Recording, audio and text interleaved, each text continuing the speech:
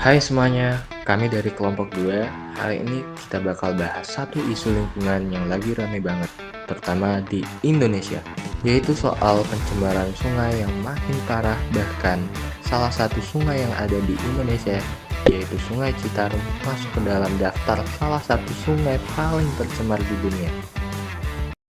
Kita tidak akan membahas salah satu sungai, melainkan kita akan membahas secara keseluruhan mengenai sungai yang tercemar.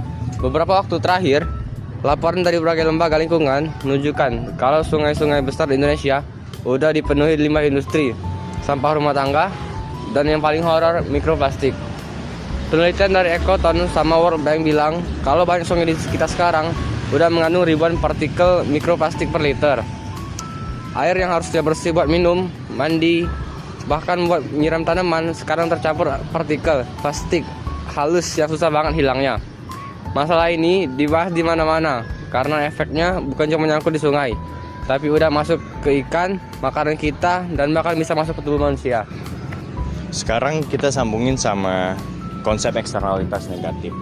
Jadi simpelnya itu, ketika ada pihak yang ngelakuin kegiatan, mereka itu untung, tapi orang lain yang tidak terlibat malah kena dampaknya. Misalnya nih, pabrik yang saluran pembuangan limbahnya mereka itu langsung menuju sungai. Mereka produksi barang dan menghasilkan cuan, tapi limbahnya dibuang ke sungai. Yang kena siapa? Jelas warga sekitar, anak-anak. Itu semua orang itu membutuhkan air. Jadi mereka nggak ikut-ikutan buang limbah, tapi harus nanggung akibatnya. Itu dia yang dinamakan eksternalitas negatif.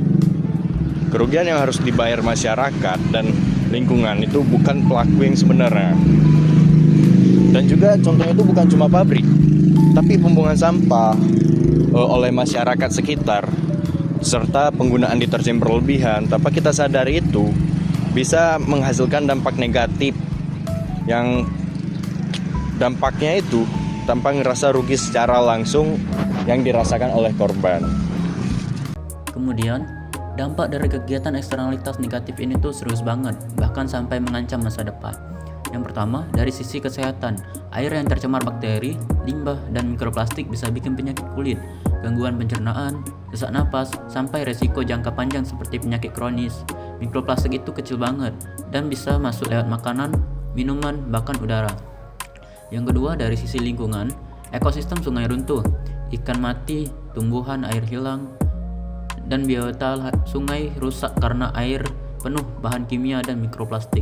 Kalau ikan dan tumbuhan mati, rantai makanan ikut kacau. Dan yang ketiga, dari sisi ekonomi, nelayan kehilangan sumber ikan, petani kesulitan pakai air yang aman, dan pemerintah harus keluar biaya besar untuk membersihkan sungai dan menyediakan air bersih buat warga. Dan yang paling bikin ngeri, kalau sungai-sungai besar rusak, itu merembet ke laut. Mikroplastik akhirnya numpuk di laut Indonesia, ekosistem rusak, manusia juga kena. Ini efek domino yang sangat panjang. Pencegahan dan solusi. Masalah sebesar ini tentu bisa dicegah, tapi harus dari banyak arah, gak cukup satu pihak aja. Yang pertama, pemerintah harus lebih tegas sama perusahaan industri. Bukan cuma soal izin, tapi pengawasan yang ketat dan sanksi yang benar-benar bikin jerah buat yang buang limbah sembarangan. Yang kedua, perusahaan harus mau investasi ke teknologi pengolah limbah. Jangan cuma mikir untung jangka pendek. Kalau lingkungan rusak, mereka juga bakal rugi dalam jangka panjang. Dan gak cuma pemerintah dan perusahaan aja, kita sebagai masyarakat juga punya peran.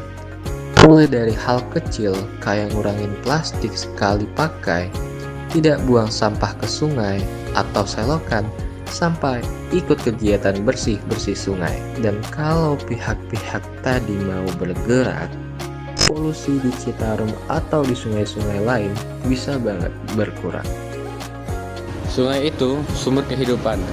Kita bisa hidup tanpa banyak hal, tapi nggak bisa hidup tanpa air. Kita yang muda harus mulai peduli.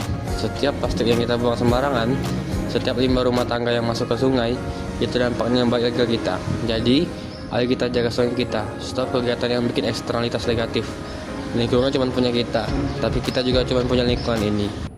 Sekian video dari kelompok kami, semoga kalian makin paham tentang isu lingkungan terbaru dan bagaimana hubungannya sama eksternalitas negatif.